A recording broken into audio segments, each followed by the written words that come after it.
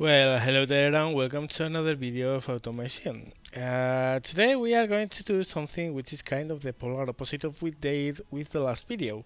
Last video was a supercar where no cost was spared. I did it reasonably. It wasn't the biggest car around with not the biggest engine and that kind of stuff, but I simply put up the best of the best I could. Now, in the comment sections, one of the comments was, "Do the cheapest car you can." Well, that's actually not that hard to do the cheapest car you can. You only have to go ahead and put a very small engine in the crappiest car you can and go with the cheapest options. It will be a car, a shitty car no one will buy, even while it's really cheap, but will be a car. Now, of course, that car won't be able to drive on a normal basis because if you go cheapest, you put no safeties, and there are regulations for safety, and there are regulations for emissions, and there are regulations for a lot of stuff. So what I'm going to do is the cheapest viable car I can. A car that, even while it's very cheap and very crappy, people will still want to buy because it's very cheap and still is a decent car. So, yeah, let's do it. Okay, to begin with, we want, of course, a front engine, and we want this shape. And we want something that's not really big because it's going to be smallish. I think this might work. Yeah, 3 doors is okay. Let's make it smaller. Make it slightly bigger because we are going to put at least 4 seats in there, maybe 5, we'll see. Yep, that might work. Okay. Leather chassis. Yeah, why not? Steel. Well, actually, galvanized steel, because environmental resistance is bigger, of course, from low to operates. We are not going to go corrosion resistant because it's more expensive. Frontal reverse is going to be a forward wheel drive. Sorry. Mark Persson, solid axle lift, maybe. No, maybe a coil. Comfort is low, but here is very low. Symmetry in arm. Yeah, this is actually better. It's not as cheap, of course, but makes it slightly better in drivability and comfort. And we want the car to be still attractive for people to buy. Corrosion resistant steel here, I guess. Yeah. And couple notches down. We are going to go down in the quality section. Yeah, well, the fixtures. What I'm going to do here is, as always, I'm going to put them on and we'll see the final result when I'm done. So, be right back. Okay, so we are done and this is how it looks. Not the most beautiful car ever, but I think it's okay-ish. Alright, let's move on. Color, we could go... This is poor shit, so why not this color? Yeah, it's okay. Forward wheel drive, choose engine. New engine, also an inline 4, cast iron, small, 1.2 maybe. Smaller than this in bore and a little more stroke, maybe. Actually, that's way too unsquare.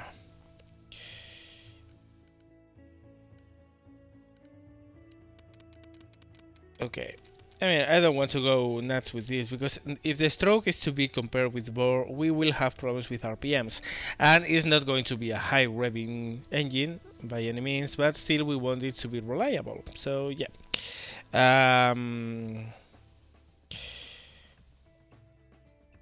well, it's going to be cheap, but I think we can spare enough to put a overhead cam. Not a dual overhead cam, but an overhead cam. Might work well. Okay, let's see the cost difference. It's $5 more and 3 more production units. I think it's good enough to put 4 valves per cylinder. Cast iron, no BBL, of course. Cast iron crank, cast iron corn rods. Let's do this as efficient in fuel as possible, because we want it to make it attractive. It's going to be cheap to buy and cheap to run, so low friction cast. Variant capacity, we will remain at this, couple notches down. Quality, to save some money. Compression, let's go down to 8.5 for the time being. Cam profile is going to be very low, maybe 15. BBL we don't have, BBT we don't want. Well, we actually want, but it costs. Actually, it doesn't cost that much. It's just $2 and 1 hour of manpower. Yeah, this is worth it. Quality, couple notches down. Of course, no turbo. Injection, single point or multi-point. Of course, we could go carburetor, but nowadays you don't sell an engine that's not with injection, at least not in the low end of things. Yeah, single point is okay. Single, well, single, of course, is single point. You don't have any options for that. Standard intake, premium unleaded, because it's a standard fuel in Europe, and I live here, so that's it. Let's try 6,000 RPM. A couple notches down in quality. Cast log header, of course no bypass valve. Let's reduce a little bit exhaust. Three-way catalytic converter. Again, two-way is cheaper, but three-way is way more effective. High flow we don't need, because of course this is not going to have lots of power, so yeah, whatever. Two reverse flow mufflers, because we want it to be quiet. Otherwise, regulations will say that our car won't be able to be driven. Okay, let's see if it blows up in our face, which seems it won't. Interesting enough.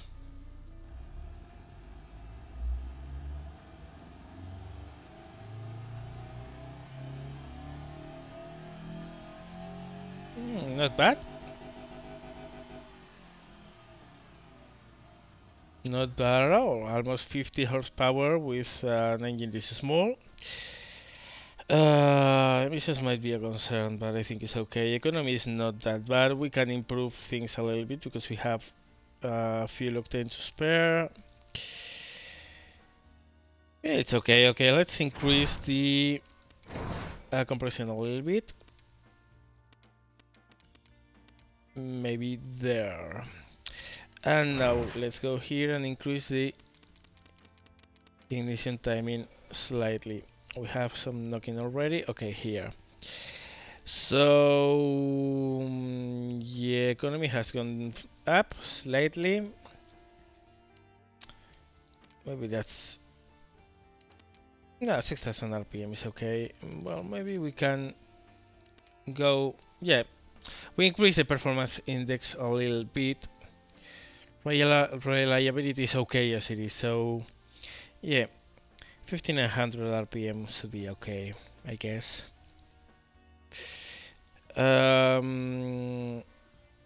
Okay, this is 70 more bags and almost the same production units. Let's check. We have more single point. Economy goes way high with this. Yeah, I think it's worth it. Direct injection is not, because it's way more expensive. It's almost 3 times the cost. But multi-point is actually worth it. Okay, so let's go with it. We are going to increase ignition timer a little bit and go back and increase compression once again. Okay, that's a little bit too much. Let's increase cam profile out. 1, 2, 3. Okay, this should be good. 52 horsepower with an engine this small is actually very good. Economy high is okay. Ignition timing at 65 is more than enough for a car like this. I think it's a pretty good engine for a car this small. And cheap. I'm happy. Also, it's less than 500 to build and 24 hours, almost 25 hours of manpower. So I'm calling this a pretty good engine. Of course, it's not going to... Oh, we have to adjust the exhaust. Okay, it's maybe a little less. A little less. Yeah. 53 horsepower. Economy has gone down. It's really, you don't know how important is the exhaust until you start toying with it.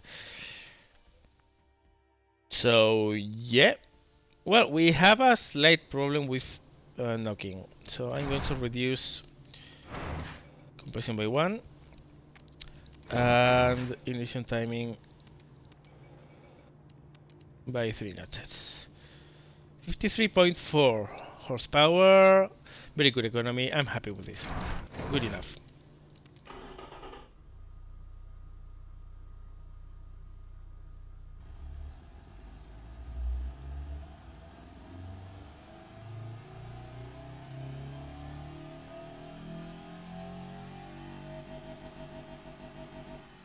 Also, we have the top power within our well within the RPM limit, so the gear changes will be more effective like this. Torque curve is very flat at the beginning, but well, it's actually not that steep in either way, so I think it's okay. Okay, let's move on. Manual, single clutch, 5 years. Well, we will come back here, but for the time being, let's put it like this. Open versus manual. Really, it starts being worth it at year LSD. But of course, it's more expensive. With open, we have more comfort, lower drivability, but this shouldn't be a hard car to drive anyway.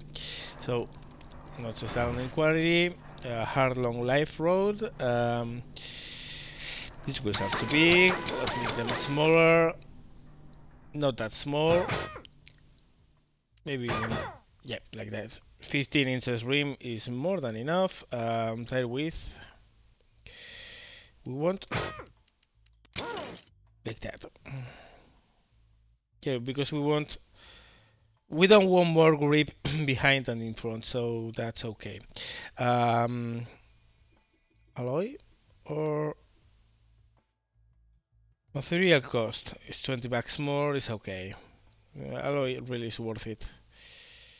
Okay, couple of down. Move on. I think we are going to go vented, 2 pistons in the front, solid disc, 1 piston in the back. It's a good compromise, and I don't want brake fade if I can avoid it.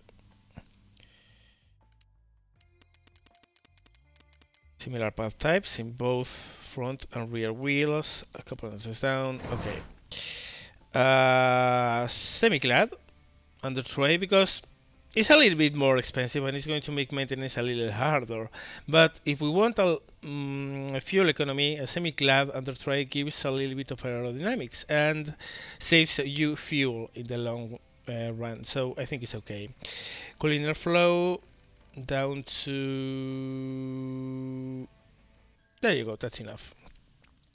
Couple notches down. 4 or 5 seats. I'm going to put 5. I mean, for a car today to be sold, you want it to make with enough room for at least 5 people, so yeah.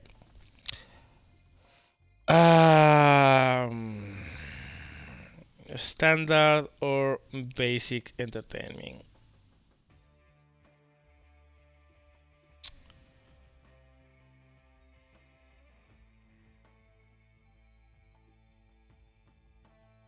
Well, basic is, I mean, this is cheap. No reason to go nuts with that. Entertainment, you want at least at least you want a CD in there and an FM radio, so basic. Okay, power steering is pretty much a must nowadays, as is anti-lock braking system. The rest, electronic stability is okay, but no, 2 notches down. And standard tends to pass the safety regulations, couple notches down here as well. $30 more for a progressive suspension. Pneumatic is way far from what we can put because it's almost 15 times the cost. Active comfort is 20 times. So progressive is a good compromise between price. It's $30 more after all. We have better drivability and comfort with this, so yeah. Gas monotube is really good. Adaptive and semi-active are really good as well, but they are more expensive. This is only $20 more. I think it's a good compromise. Sway bars, semi-active.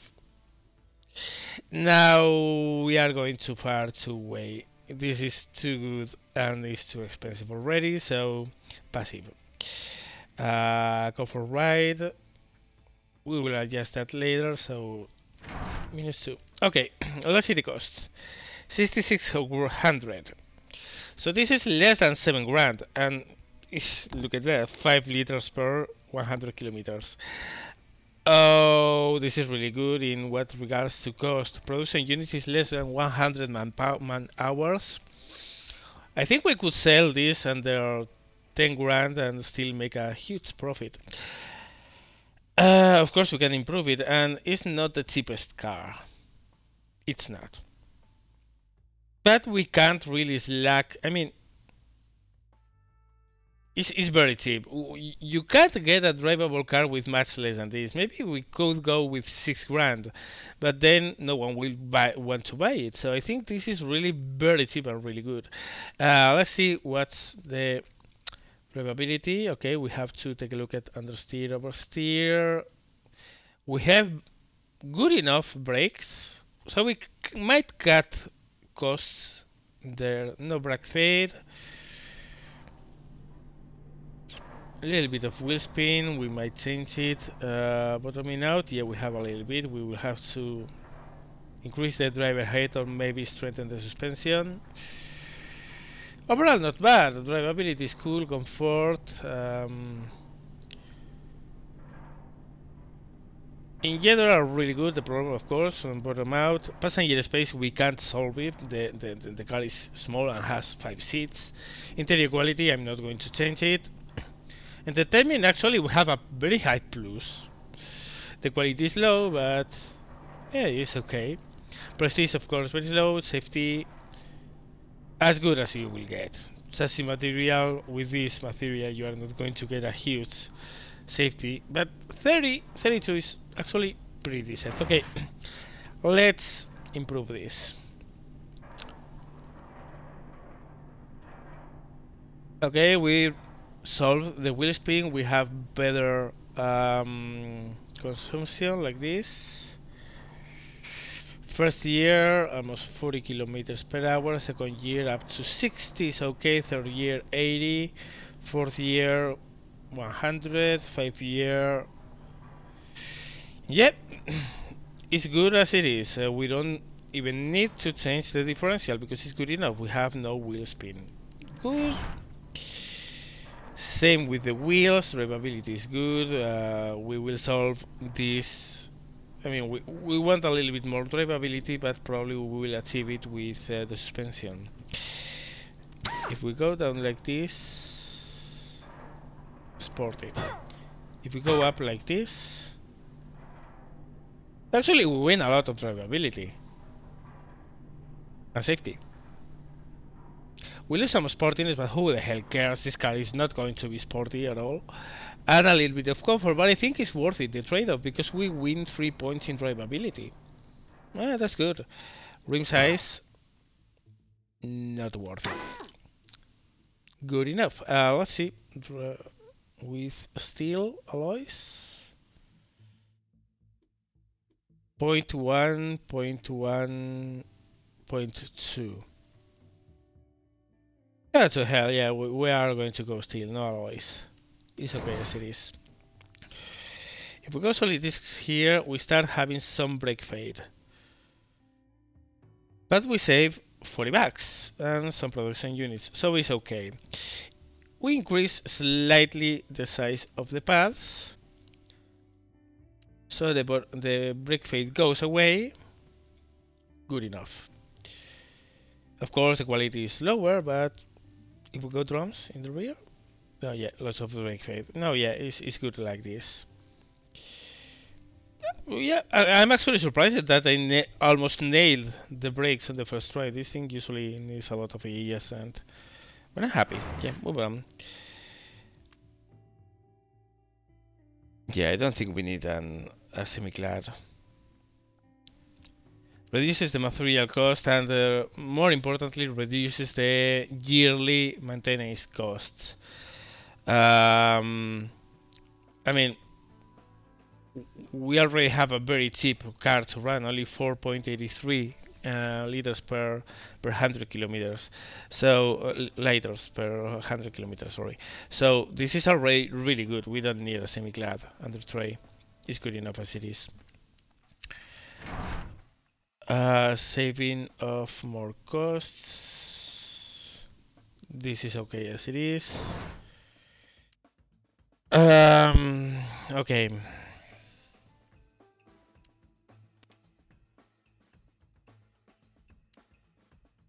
Little bottoming out here, no bottoming out here. I don't think I'm going to change a lot here.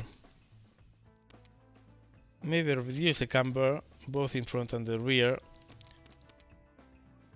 Will mean that the wheels will last longer. I don't want to stiffen the suspension. We don't have any bottoming out. Well, if we reduce the ride height, which should be okay, we can increase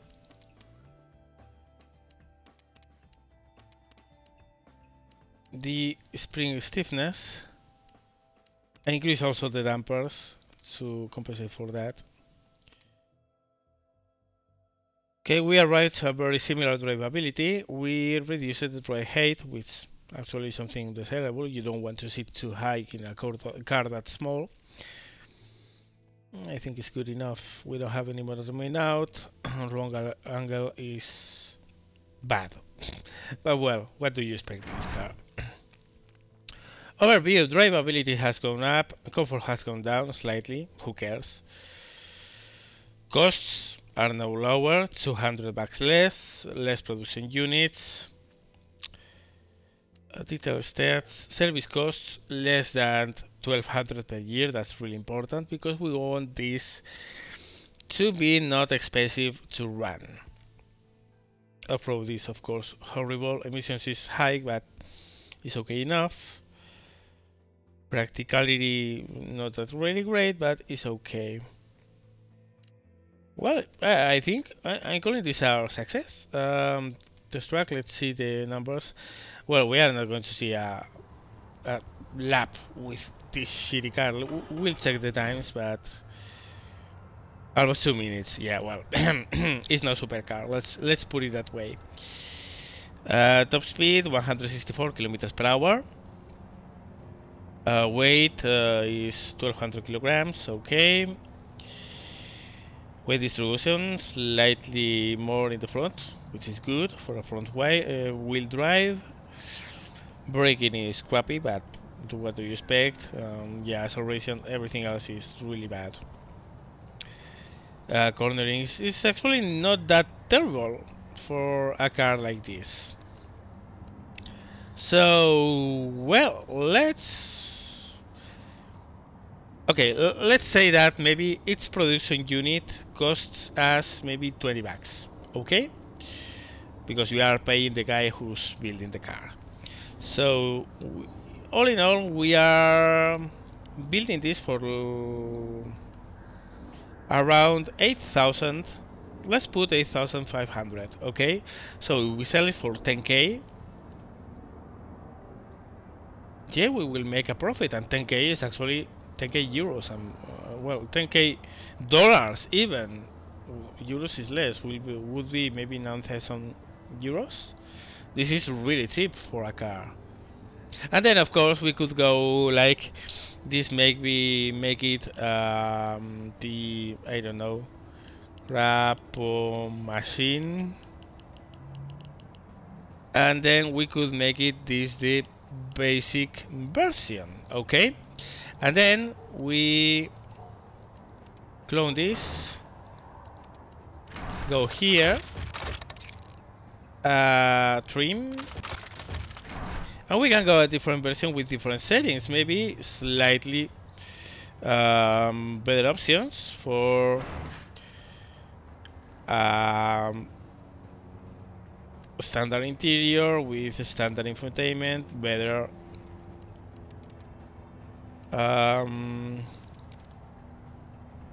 quality of this. Yeah, drivability has gone down because the weight has increased. It's more expensive, but will give better prestige, comfort, safety. Maybe change the gears for an automatic 4, and then suddenly drivability is very good. So I don't know, we can go and do a lot of different things and activate maybe better discs here, maybe a different engine with more power, maybe a turbo, but the basic is this, and this is the car, the cheap car we bought. It's not the cheapest car you can build in automation, but I think it's a really good, very cheap car people would want to buy and still would be legal to drive. So yeah, well, I hope you enjoyed, guys. I hope you like this. If you have more suggestions of what you want to see in this designer, and if you want me to build something special, just tell me in the comment section below. As always, thank you very much for watching, and see you later.